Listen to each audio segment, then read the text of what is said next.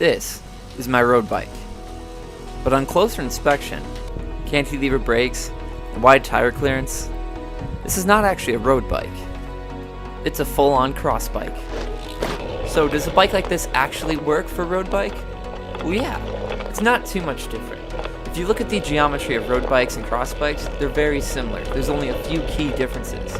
Your top tube's going to be shorter, probably go for a shorter stem for more control, and then the stack is just a little bit higher, kind of like an endurance geometry.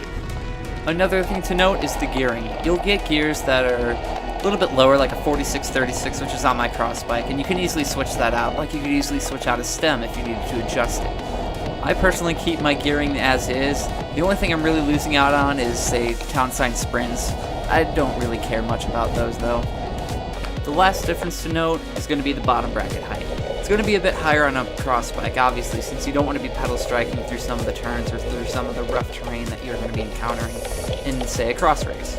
This personally doesn't really affect me on the road. It's not going to be that much of a difference unless you're really trying to get really aerodynamic, which in that case you probably wouldn't be looking at a cross bike anyway. So this bike's quite capable off-road. You know, I take it all the time on easy to almost intermediate mountain bike trails, just for fun. So, what about the road? Well, if my experiences are anything to go by, this past spring, I did my first century with my team. The route was pretty hilly being in southern Illinois and quite curvy, and at no point going up or down did I wish I had a different bike. You may be asking though, what about the big tires? That's simple though.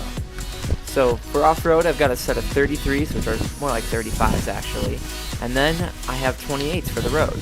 Whenever I want to switch, I just switch the tire. It takes me about 5 minutes to do both. This is a great solution for people like me who A, don't have the money for a whole bunch of bikes, and B, don't have a whole bunch of room to store all those different bikes.